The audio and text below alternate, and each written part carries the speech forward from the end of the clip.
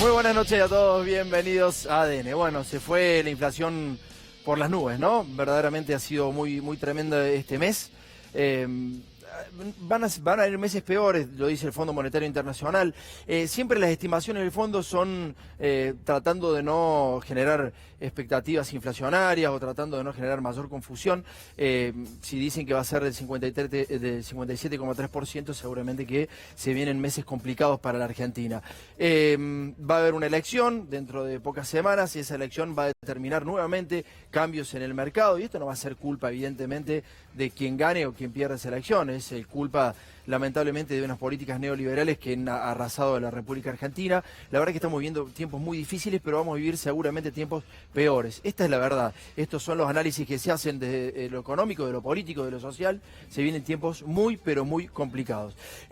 Quería mostrarte un cuadro que es súper esclarecedor y que tiene que ver con los costos del transporte. Cuando van los productos de un lado al otro, se producen determinados aumentos. Siempre se le echó la culpa a los camioneros, en este caso, pero a los trabajadores en general, de que porque cobraban salarios tan altos que tenían que elevar los precios de los productos que trasladaban, ¿no? La mayoría de los productos en Argentina se trasladan por camión.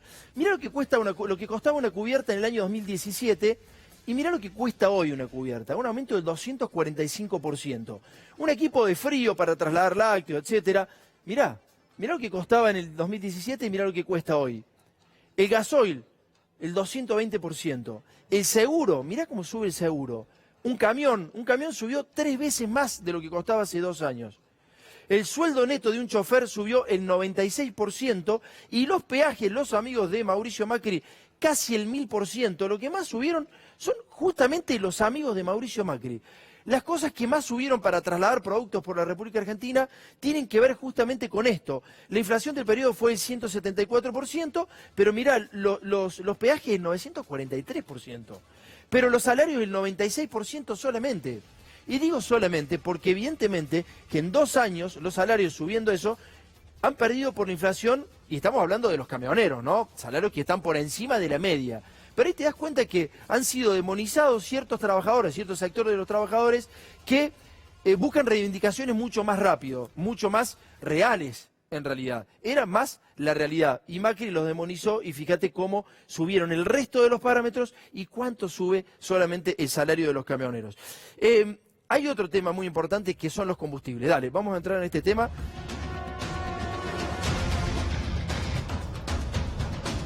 Porque esto también tiene que ver con lo que se viene. De todas maneras, quiero mostrarte cómo está la nafta premium en todo el país. Y acá te vas a dar cuenta por qué la gente vota como vota en determinados sectores o en determinados lugares. Por favor, Jorge, pongamos el paño de la nafta premium. ¿Cuánto paga los sectores más pobres, las zonas más pobres y postergadas del país, la nafta, y cuánto se paga, por ejemplo, en Capital Federal, que es uno de los lugares donde hay mayor poder adquisitivo? Mira, en Elena, Córdoba, casi 70 pesos la nafta premium. Casi 70 pesos. En Curuzú, Cuatiá, en Corrientes, una de las provincias más pobres de la Argentina, también casi 70 pesos, 69,50. En Colón, 62,90. En Matilde, Santa Fe, 64,95. En Macari, en Chaco, 62,99. Y en Capital Federal, 52 pesos. Fíjate la diferencia que hay, de 52 a 70 mangos. Es realmente tremendo. Por eso cuando te dicen que nadie tiene que reaccionar, que las cosas tienen que salir como estaban, que nadie tiene que salir a la calle, bueno, por ahí podés discrepar. Porque ¿sabes qué? Los 2 movimientos que se produjeron y los pueblos que salieron a la calle, esto no le ocurrió. Dale.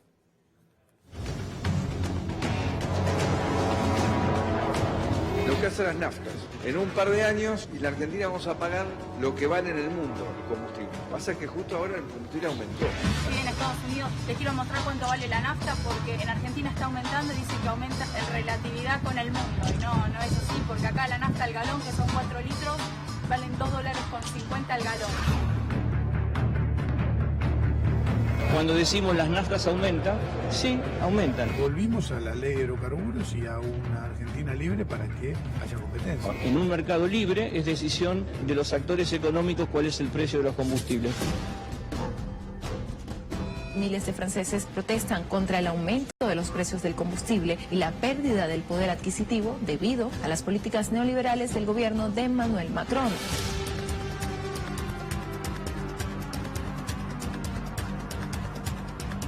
En un intento por calmar las protestas, el gobierno ha decidido retrasar la subida de impuestos a los carburantes. Lo que ha pasado con los combustibles es que a determinado nivel del mercado el Estado se corre de ser el garante del precio y la verdad es que lo hace a favor del ciudadano, no en contra del ciudadano. Es necesario corregir graves errores de la economía. Por eso he firmado el decreto que libera el precio del diésel y de la gasolina. La eliminación del subsidio está alineada con el acuerdo adquirido por el gobierno con el Fondo Monetario Internacional.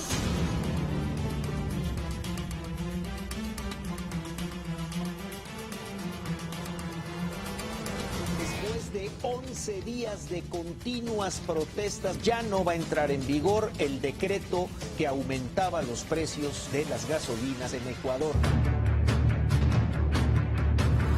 Es una decisión bastante inteligente de la gente, por ejemplo, de pasar de la nafta premium a la nafta super, que es bastante más barata.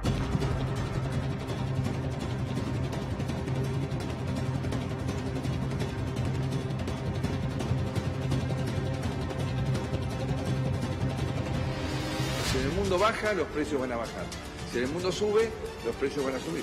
El dólar baja, pero la nafta sube. Porque cuando el dólar sube, la nafta sube. Supone que el precio de la nafta debería bajar. ¿Y va a bajar? No, de ninguna manera.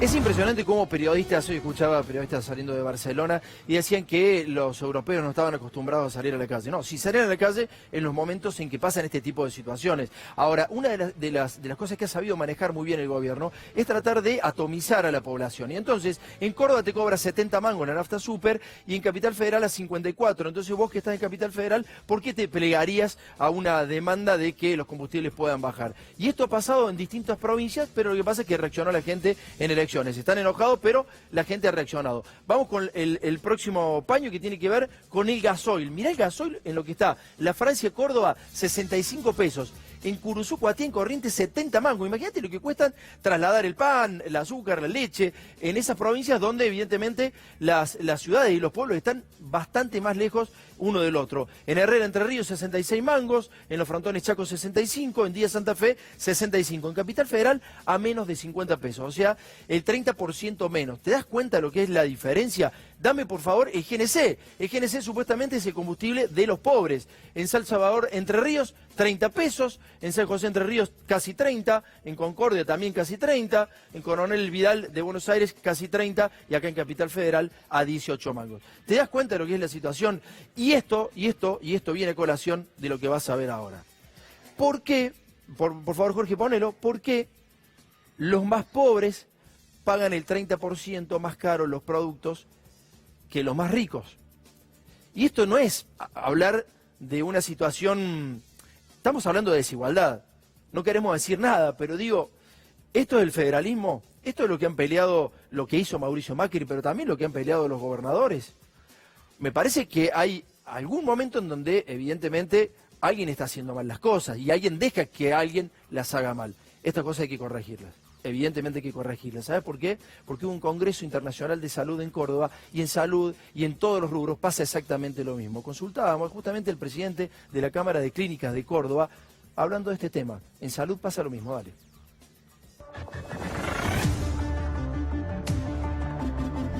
En la mayor parte del mundo la gente vive el tiempo que su código genético puede. En la Argentina hablamos más del código postal, no es lo mismo nacer en Formosa que nacer en la Capital Federal. La desigualdad o lo inequitativo de nuestro sistema tiene mucho que ver con eso, ¿no?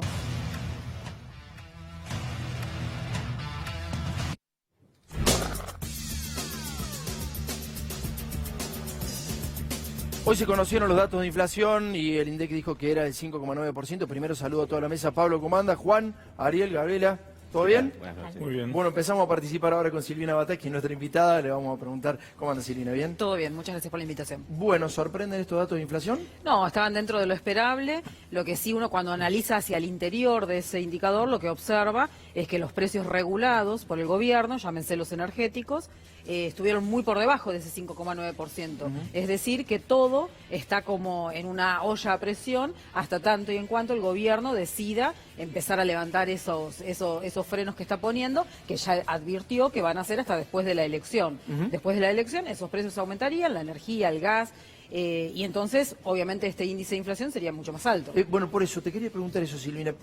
Ocurrió en Las PASO y fue realmente un desastre al otro día, inmediatamente. ¿Puede pasar lo mismo después del 27 de octubre?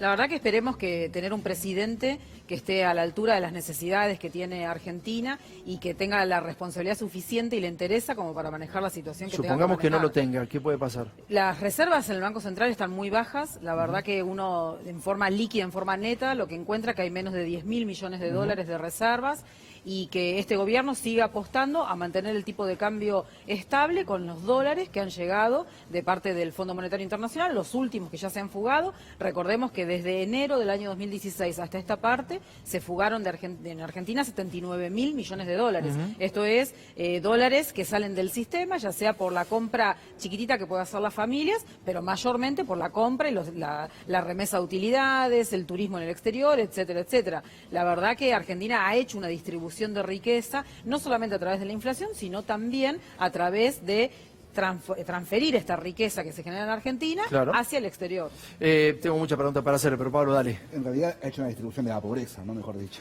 Sí, el 10% de la población de Argentina más rico hoy es más rico. Hoy es más ¿sí? rico. Participa más en los ingresos. Me agarro un poco de escalofrío escuchándote. ¿Cuál es el daño mayor que puede hacer este gobierno de acá al 10 de diciembre? Yo creo que es el desmanejo con el tipo de cambio, ¿sí? El desmanejo con el tipo de cambio, dejar que efectivamente no haya más reservas. También está un ¿Lo puede pedido... hacer a propósito o lo puede hacer por impericia? Yo creo que vinieron a hacer lo que están haciendo y que en el medio, por supuesto, hay impericias, ¿no? Cuando ellos deciden implementar primero una política de metas de inflación, después una política de metas monetarias, después, bueno, para este año suponíamos que íbamos a tener, según Sturzenegger, una inflación del 5 o 6% y íbamos a tener una inflación del 56%, o sea, le erró por 50 puntos Sturzenegger en cuanto a la inflación. Entonces digo, hay una decisión de política económica y en el medio de esa decisión hay muchas impericias. La provincia de Buenos Aires está con un nivel de deuda impresionante, sobre todo en dólares, y hoy Moody's ha dicho que la provincia de Buenos Aires está en riesgo de default, y nosotros le venimos advirtiendo esto desde febrero del año 2016, cuando ellos deciden hacer la primera emisión internacional en la provincia de Buenos Aires. De eso después quiero hablar justamente, pero le doy a Gaby primero una pregunta. Era la pregunta justamente sobre la provincia de Buenos Aires. Digo, ¿cómo se compara? Porque lo que vimos estos años también que todas las provincias emitieron, ¿no? Y deuda en dólares. Justamente, ¿cuál es la situación de las provincias en general? Las provincias deben aproximadamente 20.000 millones de dólares, dólares que no generan los estados provinciales. Claro. Los estados provinciales recaudan pesos, reciben pesos del gobierno nacional, pagan salarios en pesos y pagan a sus proveedores en pesos. Uno es natural que por ahí haga algún tipo de emisión internacional, por ahí con organismos multilaterales, alguna emisión en el mercado voluntario de pagos, siempre y cuando sea para engrandecer la estructura productiva. En la provincia de Buenos Aires han desaparecido por día 50 pymes y comercios. Entonces no ha sido para engrandecer la estructura productiva. No hay capacidad de repago de estas provincias para poder afrontar eso porque no van a tener los pesos suficientes para poder comprar los dólares. Pero además tengamos en cuenta que por cada peso que aumenta el tipo de cambio, en la provincia de Buenos Aires la deuda aumenta 10.000 millones de pesos. Automáticamente. Entonces, evidentemente, no fue para obras, ¿no?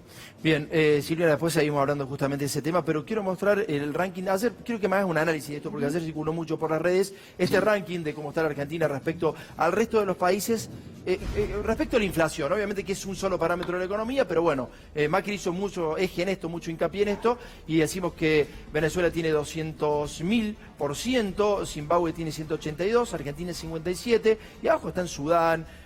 Bueno, hay países asiáticos, africanos, centroamericanos, que uno creía como que Argentina había superado, por lo menos esto es lo que nos hizo creer este gobierno. ¿Qué análisis podemos hacer de esto?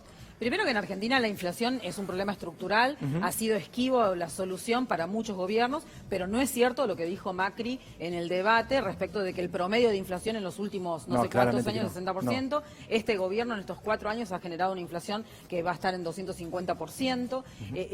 Superior al 2002. Superior a la del 2002, que fue una crisis de las más grandes que ha tenido Argentina en materia económica, social, institucional, política, etcétera. Así que en ese sentido La realidad es que está desmintiendo totalmente lo que decía Macri, que bueno, era fácil de resolver, y por otra parte también está desmintiendo a la teoría monetaria, ¿sí? Por supuesto que cuando uno tiene un déficit, ese déficit se monetiza. Hay una correlación, una relación entre la cantidad de dinero que se emite y la inflación. Pero hoy, por ejemplo, estamos en el nivel de emisión de billetes y monedas más bajos desde el año 2004, solamente 4% del Producto Bruto, y estamos con la inflación más alta. O sea, se están desmintiendo todas las teorías ortodoxas a través de nuestro país. ¿Sabes qué? Hay una cosa que no puedo creer, porque hablas de la deuda de la provincia de Buenos Aires y decís que Moody's justamente bajó la calificación, es cierto, es casi impagable la situación si no se hace cargo el Estado Nacional. De hecho, las provincias, muchas de las provincias sacaron los dólares del Fondo de Garantía de Sustentabilidad de los jubilados, no sé cómo van a volver, evidentemente eso no vuelve más.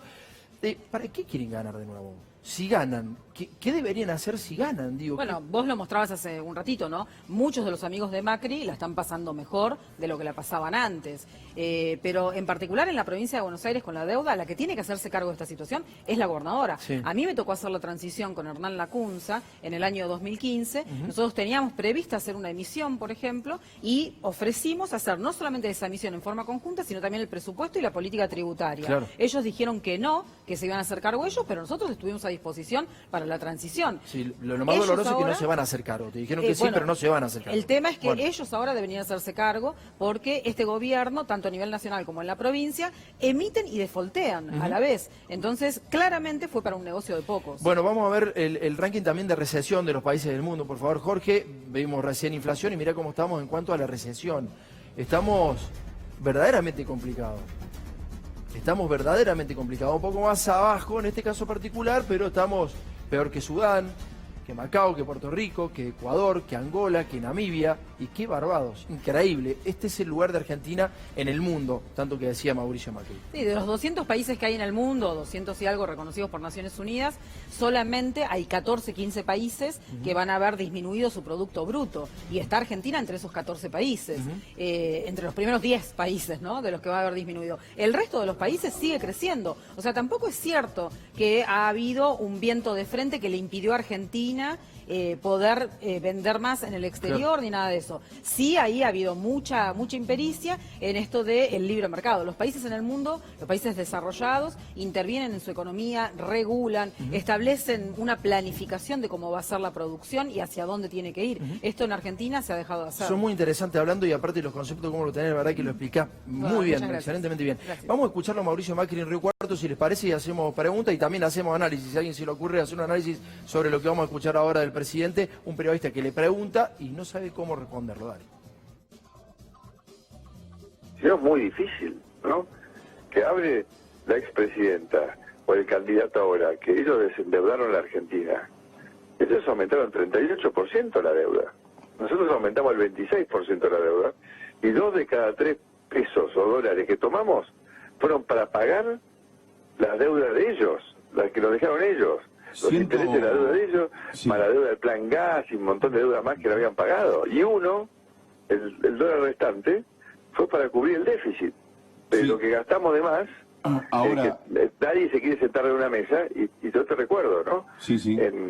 Presidente, pero ahora... En los 3 años y medio, el kirchnerismo no avaló ninguna propuesta para reducir el gasto. Al contrario, solamente propuso siempre propuestas para aumentar más el gasto. Claro, entonces, ahora, ya que lo tenemos a usted en línea, ¿qué hacemos con estos de más de 113.000 millones de dólares que se aumentó la deuda en 3 años y medio? ¿Cómo se da cuenta? Claro, esas son las cosas que uno por ahí se lo pregunta, ¿no? Pero yo te pido que mires la conferencia de prensa de ayer de la CUNSA, donde explica todos los números. Sí, lo vi. Pero entonces, también, bueno, esos 113.000 millones de dólares no están, no sé cómo lo construiste. Presidente, esta es la última. El directorio del CONICET emitió un comunicado donde sostiene que frente a lo expresado por usted en el debate del 13 de octubre, Mauricio Macri, dice que el presupuesto para ciencia y técnica había aumentado durante su gestión. Esas expresiones de ustedes en el debate. Debemos señalar que, por el contrario, el presupuesto neto ejecutado para el sector se ha reducido significativamente. Este es el comunicado del CONICET. Es decir, ¿es así? ¿Del CONICET o de un grupo de investigadores del CONICET? No, este es el directorio del CONICET. Acabo de leer, entramos a la... El directorio del CONICET dice, emitió un comunicado y además tenemos la nota al respecto, ¿no? El directorio del CONICET. Sí. El directorio del CONICET emitió un comunicado donde sostiene que frente a lo expresado en el debate del 13 de octubre... No sé, a mí, digamos, no lo vi. La verdad que este comunicado no lo vi. ¿No sabe cuánto es la deuda Macri o está esquivando la pregunta? Yo creo que él debe saber todas las emisiones que se hicieron, pero también me parece que tiene una desconexión muy fuerte con la gestión de gobierno. Efectivamente, se emitieron más de 100.000 millones de dólares. De esos 100.000 millones, casi 40.000 millones son emitidos con el Fondo Monetario Internacional. Y la realidad es que hasta el año 2015 la deuda en dólares o nominada en moneda extranjera, dólares, euros, lo que fuese, era solamente 38% del Producto Bruto. Hoy esa deuda nominada en dólares supera el 80%. El total de la deuda llega al 100%, pero lo nominado en moneda extranjera, moneda dura, es el 80%. Y esto lo emitió este gobierno. Silvina, muchas gracias por venir. No, por favor, un placer. Bueno, vamos a hablar ahora con Ariel Sack porque vamos a hablar de la justicia, cómo la justicia empieza a ser tomada en cuenta de distinta manera por Mauricio Macri. Ariel, ¿cómo estás? Buenas noches. Buenas noches, Tomás. Bueno, y es así como vos decís, la justicia misma empieza a percibir que el propio gobierno la pone en un lugar en el cual no está acostumbrada a estar, que es el lugar de la polarización, de estar en la vereda de enfrente, sobre todo en un proceso electoral. Dentro de la propia Corte Suprema de Justicia e incluso en los tribunales federales de Comodoro Pi, empiezan a decir, a analizar la situación y a creer que el gobierno los ha elegido como blanco de cara a las elecciones. ¿Por qué? Dicen, el gobierno tuvo otros enemigos antes, por ejemplo, docentes, empleados públicos, sindicalistas, todo aquel que haya sido kirchnerista, científicos. Al polarizar con toda esa gente, el gobierno fracasó en su estrategia electoral, perdió votos. Eso lo pudimos ver en las últimas elecciones PASO. ¿Qué creen en la justicia? Que ahora los eligen a ellos porque polarizar con el Poder Judicial puede no traerle una sangría de votos, incluso podría estar bien visto toda vez que el Poder Judicial tiene sus acciones en baja, tiene un fuerte descrédito y una opinión bastante desfavorable en este momento.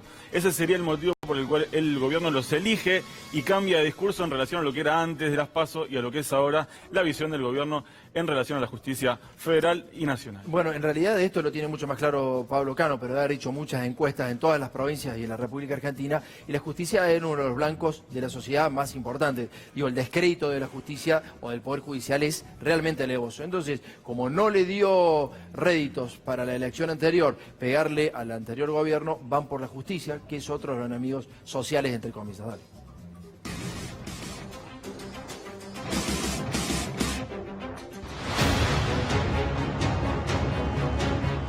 También avanzamos en el fortalecimiento de la independencia de la justicia.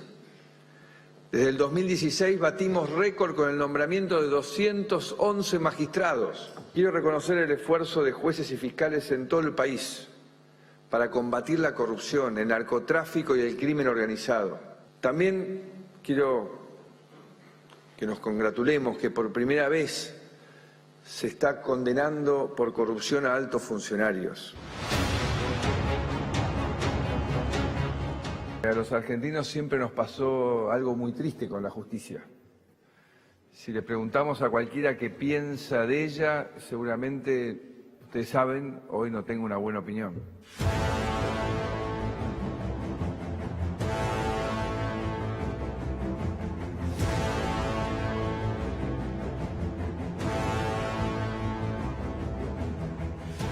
Los argentinos necesitamos poder creer en nuestra justicia. ¿Cree que la justicia cambió desde el 11 de agosto? No, la justicia es oportunista. Mire, este oportunismo inmoral de la Argentina. Ahora resulta que están libres todos los empresarios que hicieron los negocios. Todos están libres. ¿Dónde se vio? No quedó nadie preso. Y bueno, era lógico. No queda nadie. Dentro de 6 meses no va a quedar nadie, en el loro, en la cárcel. Pero lo lógico es lo ilógico. Bueno, en Argentina es así. No le pidamos a los jueces ser héroes. ¿Por qué no? Porque nadie les paga para ser héroes. Pero no se trata, ser héroe no se trata de dinero. Ya lo sé. No, lo que quería agregar, también en una tercera posición, no sé si con quién estoy, con quién no estoy, no importa, los estoy escuchando a ambos, coincido. Es la misma posición. Es la misma posición. Es la misma posición. Es la misma posición.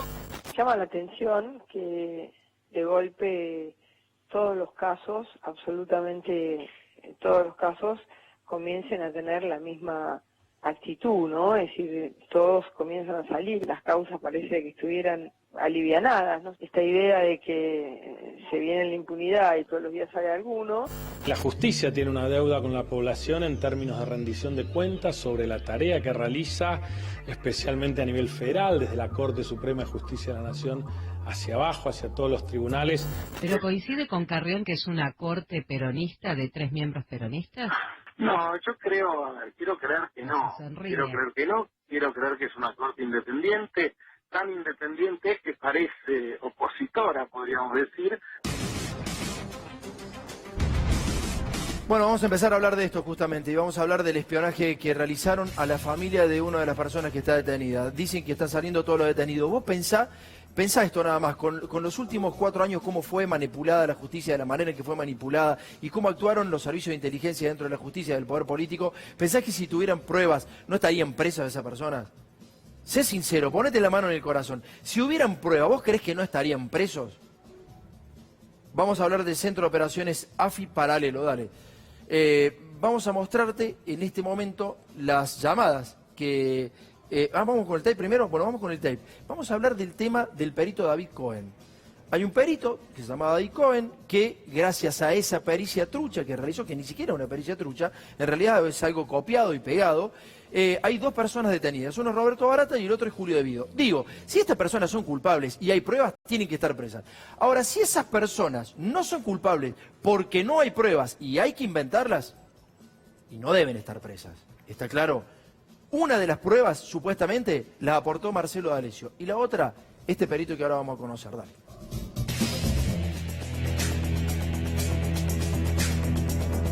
Casi al mismo tiempo del apriete a Báez para que declararan contra Cristina Fernández, surgió otra causa armada por la misma banda, la de los sobreprecios por la importación de GNL. En el 2014 arrancan en esta denuncia 500 barcos de gas natural licuado que entraban a la Argentina entre 2008 y 2015. Esos 500 barcos, según el juez Bonadío, fueron sobrefacturados. Y ahí salta que la pericia con la que se habían calculado los sobreprecios era trucha. Esa causa fue exclusivamente impulsada a partir de la pericia de un ingeniero llamado David Cohen.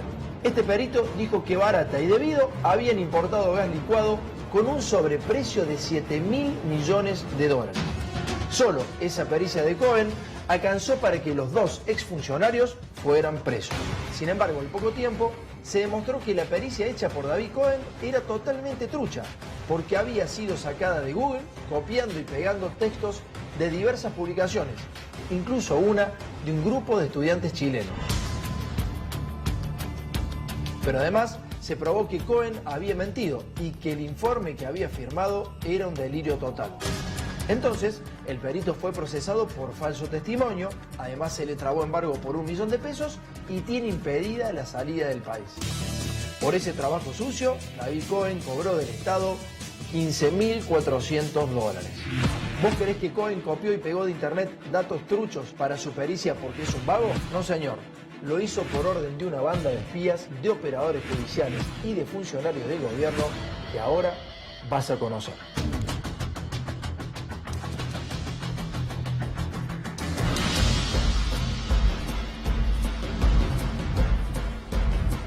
Ariel, sintéticamente decime qué vinculaciones tiene Cohen con Corach y con Bonadío, dale. Esto lo habíamos adelantado ayer. David Cohen, el perito, es primo de Carlos Valdomir Corach, el ex ministro menemista, que fue además uno de los impulsores del juez federal Claudio Bonadío. Es decir, hay una triangulación que permitiría pensar que pudo haber estado de alguna manera guionado por parte incluso del propio juez lo que tenía que decir el perito Cohen en la causa de gas natural licuado para poder ordenar la detención de Julio Devido en su momento y de Roberto Barata. Juan Alonso, ¿cómo andás? ¿Qué tal? Buenas noches. Bueno, de la mano de lo que decía Ariel, acá se presenta Roberto Barata, que es querellante en esta causa ante el juez Sebastián Ramos, y dice claramente en su escrito de puño y letra que el perito Cohen se habría comunicado con varios teléfonos, recibió e hizo llamadas hacia la Quinta de Olivos, hacia la Casa del Gobierno y hacia 3 direcciones claves en este expediente, que son el estudio Corach, que mencionaba Ariel, el estudio Tonelli que pertenece al integrante de Cambiemos, que forma parte del Consejo de la Magistratura, y al estudio Balbín. Vamos ahí, Jorge, poner los primeros paños. Entonces, ¿cuántos llamados hizo al estudio Balbín? ¿Y de quién estamos hablando? Ahí se hizo la operación en contra de Lázaro Báez. Ahí llevaron los hijos de Lázaro Báez y ahí lo apretaron para cambiar el testimonio. Para cambiar el testimonio, porque recordemos que la defensa en ese momento, encabezada por Balbín y su hijo, del doctor Viola, quería separar al doctor Casanelo con 2 testigos truchos. Bueno, estas son las llamadas que se hicieron a ese estudio jurídico donde estaban los hombres de la CIDE, de la AFI, apretando a los hijos de Lázaro Báez. Uno de ellos era el señor Miragaya, que pertenecía a los servicios de inteligencia. Mirá cuántas llamadas hubo por parte de este perito a ese estudio jurídico que de nuevo vuelve a aparecer como un centro de operaciones clandestino, básicamente. Esto nos preguntamos, ¿será un centro de operaciones clandestino de la AFI el estudio de Balbín? Y no solamente eso, sino que Cohen, según el escrito de Barata, se comunicaba con algunos lugares que tenían que ver con empresas de limpieza.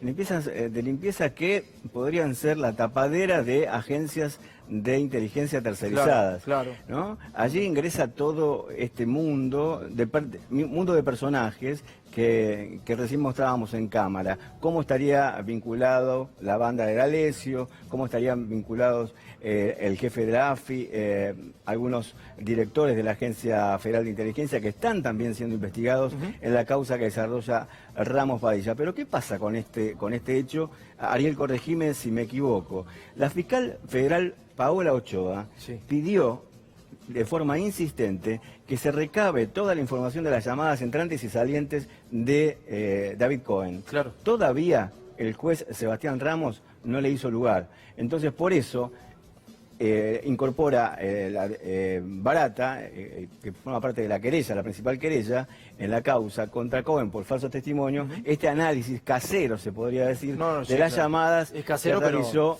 Cohen. Mirá el análisis cómo sigue, mirá el análisis que hacía de la cárcel, a la fiscal le decía, Paloma Ochoa, fíjese lo que tiene, porque Cohen aparecía con todos estos números telefónicos, como una flota de teléfonos que pertenecían a Cohen.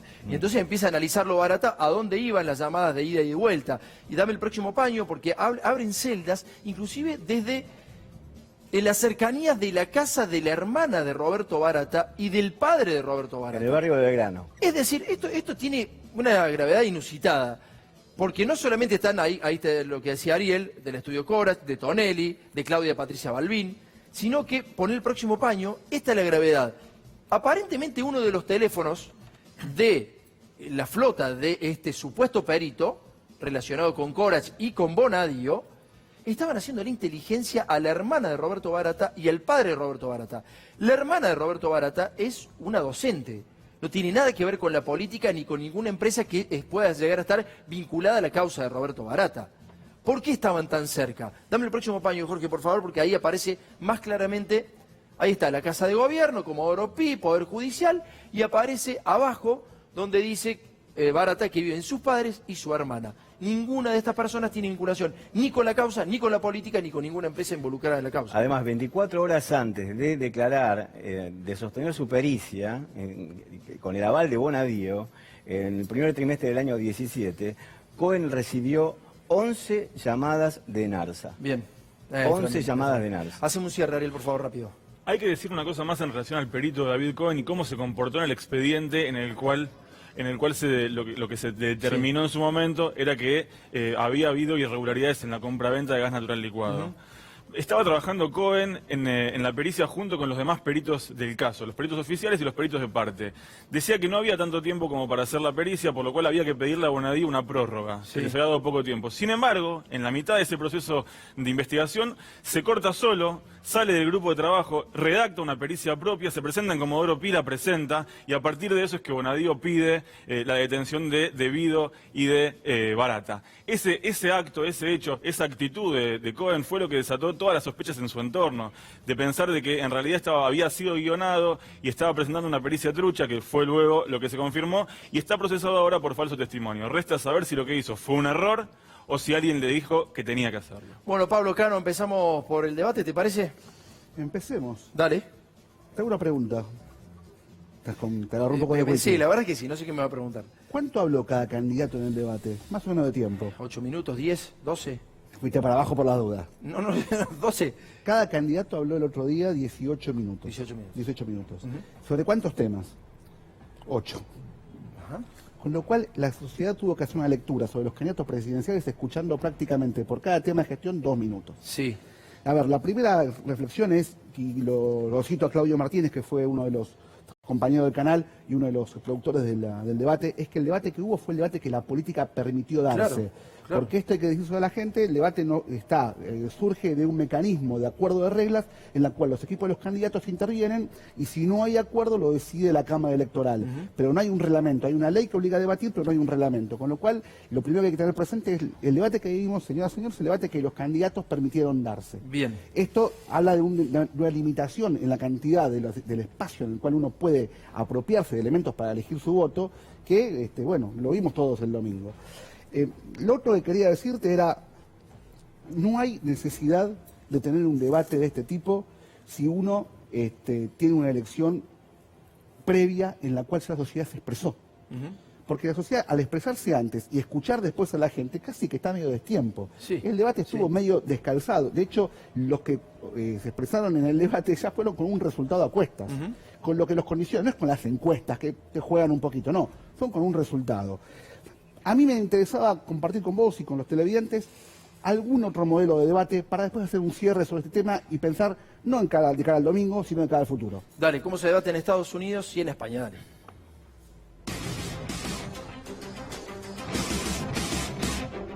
I will release my tax returns against my lawyer's wishes when she releases her 33,000 emails that have been deleted. You've got to ask yourself, why won't he release his tax returns? And I think there may be a couple of reasons. First, maybe he's not as rich as he says he is.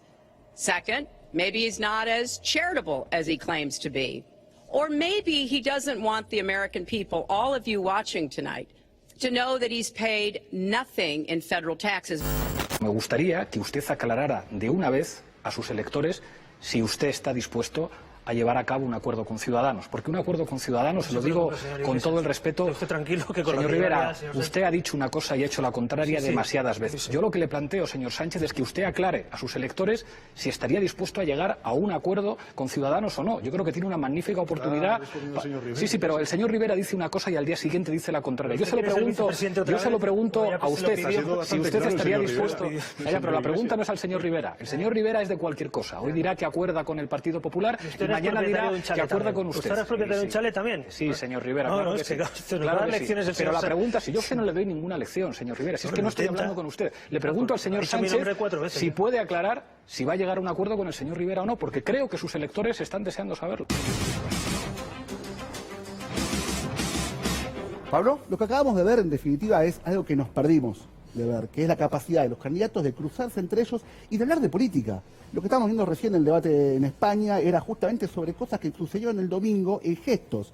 Cómo abrazó a Alberto Alabaña, cómo se refirió a él, qué dijeron. Pero estaría bueno saber si va a haber entre los distintos espacios de la oposición alguna vocación de confluir en algún espacio mayor de cara al enorme desafío que tiene el país. Lo último que recién hacía Gabriela mientras habíamos oído alguna corrección, decía, son 4 bloques temáticos. Sí, son 4 bloques temáticos para cada debate, 4 el domingo pasado, 4 el domingo que viene, pero en cada bloque temático te ponen 2 o 3 temas. Sí, claro. A ver, lo que creo es que este domingo, que se va a hablar de economía, y recién estuvimos subiendo ataques acá, fue muy clara. La mayor duda que genera este gobierno de acá al 10 de diciembre es si mantiene el valor del dólar. Y la otra pregunta que tiene que responder el gobierno es cómo va a gestionar con un resultado electoral casi muy claro, el 29 de octubre hasta el 10 de diciembre. La verdad, esto a priori, que es lo que queremos saber todos, desde los inversores hasta el laburante, este domingo quizá no lo veamos. Gaby. Sí, que la modalidad, es cierto, fue acordada ahora por los equipos de los distintos espacios políticos. También es cierto que la ley de debate presidencial obligatorio sale en 2016 y la impulsa el propio oficialismo porque le había dado buenos resultados el debate en 2015, ¿no? Considerando que iba a tener un escenario político totalmente diferente del que tiene hoy en día. Me parece que ese es el problema, que el escenario político no es el que esperaban. Y llegamos a la elección general con con una PASO que prácticamente resolvió la elección. Vamos a hablar de clientelismo M. ¿Te parece? Hoy en el boletín oficial se autorizó a la Secretaría de Trabajo a utilizar 650 millones de pesos para comprar ¿a quién? Bueno, en realidad es una resolución que salió en el boletín oficial, es una resolución del Ministerio de Trabajo, lo había denunciado nuestro colega Mariano Martín en el diario Ámbito Financiero, es para darle subsidios a 114.000 desocupados que no cobran otro tipo de subsidios, son subsidios de 5.000 pesos, el problema es que se viabilizan a través de dirigentes locales de Cambiemos en los distintos municipios. O sea, no formalmente, sino se hace a través de punteros. Exactamente, y entonces a raíz de esto, el Frente de Todos, los apoderados del Frente de Todos hicieron una denuncia ante el juzgado electoral de la doctora María Servini, pidiendo justamente que el gobierno se abstenga de distribuir estos montos, ¿no? Estos bonos. Este es el mail interno del banco, mira Gaby, te lo leo rápidamente para que hagas un análisis de esto. Estimados, informa que se dará inicio a una entrega complementaria del plan Jefe de Hogar con 2 fechas de comienzo de pago, el 17 de octubre y 18 de octubre, con vencimiento 19 de noviembre. Cabe destacar que según la resolución tanto, la circular tanto, esta prestación se abona por ventanilla. Quedamos a disposición cualquier consulta, dice. Bueno, justamente lo que dice el Frente de Todos es que esto se hace en tiempo electoral, ¿no? Y que viola justamente el principio de igualdad, o sea, no todos tienen la posibilidad de otorgar subsidios, ¿no? Digamos, obviamente quien saca rédito político es el gobierno nacional, y hoy justamente a partir de esta presentación el fiscal Dilelo, dictaminó justamente que hay que recomendarle al gobierno nacional que se abstenga de repartir estos subsidios, lo va a tener que definir finalmente la jueza electoral María Servini. Bien, y si Servini no interviene, mañana se empieza a cobrar. Exactamente. Y ¿cuál es el problema? Digamos, también esto se está viabilizando a partir de intendentes, ¿no? De jefes territoriales de Cambiemos. También hoy me decía Jorge Landó, el apoderado del PJ y del Frente de Todos, que ellos también tienen información de que el gobierno está ofreciéndole a los fiscales 5.000 pesos para que vayan a fiscalizar y en la elección del 27 de octubre y 5.000 pesos extras si logran que el presidente Mauricio Macri gane en la mesa que se les asigna para fiscalizar. ¿Qué pasa? Hay un sector del gobierno que sigue diciendo que perdió la elección porque fiscalizó mal, porque hubo problemas en la fiscalización. Hay otro sector, entiendo yo, más el ala política, si se quiere más realista, hace una lectura y dice no perdimos porque no supimos fiscalizar, perdimos porque no tuvimos los votos. Pero bueno, esto sería también parte de esta compensación, este incentivo que le quieren dar a los fiscales para que lleven un resultado diferente del que se vio en las PASO de Nación. Muchas gracias, Gaby. Ahora vamos a analizar la comunicación no verbal del debate. Vino el doctor Sergio Rulicki. Dale, está con nosotros y es un placer, Sergio Rulicki, para analizar. Esta vez sí nos organizamos, nos dio él la estrategia, nos dio las imágenes que vamos a analizar, así que, ¿cómo anda, Sergio? Hola, dice? Tomás. Buenas noches. Buenas noches. Empezamos por Roberto Labaña, ¿te parece? Bueno, cómo no. Dale, vamos con el tape. Hay que hacer de la palabra productividad un concepto válido en el marco de la economía argentina y hay que, en definitiva, cerrar esta brecha. ¿Qué dice ese gesto? Sí, lo que podemos observar en el rostro de Roberto Labaña es una expresión de tristeza, profunda tristeza.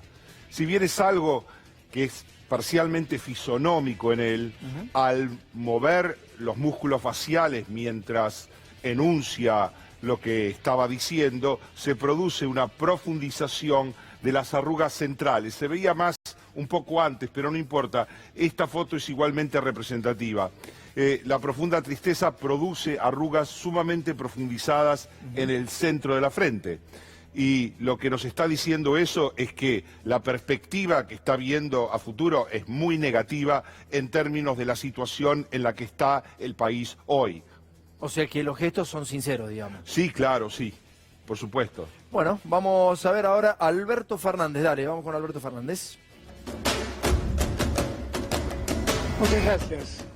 Gracias por estar allí. ¿Y ahora, Sergio? Hay una coincidencia La coincidencia es la siguiente, con una diferencia que voy a marcar también, y es que la expresividad facial de Alberto Fernández, no solo durante el debate, sino que he podido observarla en muchísimas ocasiones en las que él ha aparecido en los medios explicando cómo veía la situación actual. También es de tristeza, es más, le sumaría un grado, es de angustia por la situación. Uno puede formular la hipótesis de que podría tratarse de una angustia debida a otros motivos diferentes a la de la evaluación acerca de cómo están las cosas. Sin embargo, yo creo que es la hipótesis más firme que uno puede formular. Las cosas están tan delicadas y son tan graves que, como dijo un alumno mío en la diplomatura que dirijo, va a doler, indefectiblemente va a doler. Es lo que están diciendo por lo menos los dos candidatos hasta acá. Sí, Fernández... es que es dolorosa la situación, es dolorosa y va a doler más todavía. Todavía vamos a tener que transitar dificultades que quizás sean aún mayores que las actuales. Se habló mucho del dedo de Fernández en el debate, vamos a... Quiero aclarar algo. La fisonomía de Alberto Fernández incluye cejas naturalmente onduladas. Esto significa que en el extremo interno de las cejas, lo que se llama la cabeza de las cejas, produce luego inmediatamente una onda y luego vuelve a subir. Las cejas onduladas son características de la expresividad, de la angustia, de la sensibilidad, de estar conmovido profundamente. Bien, eso hace que él transmita una imagen que puede ser interpretada más allá del movimiento de sus cejas como las de alguien que está conmovido o sensibilizado. Bien, pero no es solo la fisonomía y no es solo su voz difónica lo que hace a la transmisión de esa sensibilidad. La observación de los movimientos que producen en la elevación de las cejas, unas cejas más profundamente onduladas, habla de el estado emocional del candidato. Es impresionante porque esto es lo que se está viviendo en el sistema político. Hay mucha angustia verdaderamente. Vamos con la tercera parte, la segunda de Alberto. Hace 4 años hubo otro debate. En ese debate alguien mintió mucho y otro dijo la verdad. El que mintió es el presidente. Bien. El dedo índice cumple diferentes funciones de señalamiento. Sí. Cuando es apuntado hacia arriba, se apela a que un poder superior avala lo que uno está diciendo. Ese es el mensaje del dedo hacia arriba. El dedo hacia abajo implica las cosas son como yo digo y acá se hace lo que yo digo. Sí. Y finalmente, el dedo apuntando hacia otra persona es claramente admonitorio en el sentido de la acusación, en el sentido de que ese comportamiento que estás realizando es inaceptable y debe ser disciplinado. Bien, Pablo, ¿qué quiere participar, señor? Sí, Sergio, quería preguntarte, ¿se nota mucho en Macri que está coacheado o es un mito eso? Bien, en Macri lo que ha sido observable en los últimos 2 años y de mucho antes es una característica gestual que él tiene para defenderse de las preguntas incómodas, que es la elevación de las cejas y el sostenimiento de las cejas en posición elevada. Eso tiene que ver con la perplejidad, tiene que ver con la indignación y es una respuesta no asertiva a las situaciones en las cuales no tiene respuesta. Es una respuesta de vulnerabilidad. Implica enviar un mensaje que intenta conmover desde lo corporal a los observadores en el sentido de ¿cómo me hacen esto a mí? ¿Cómo puede ser que se fijen en mí?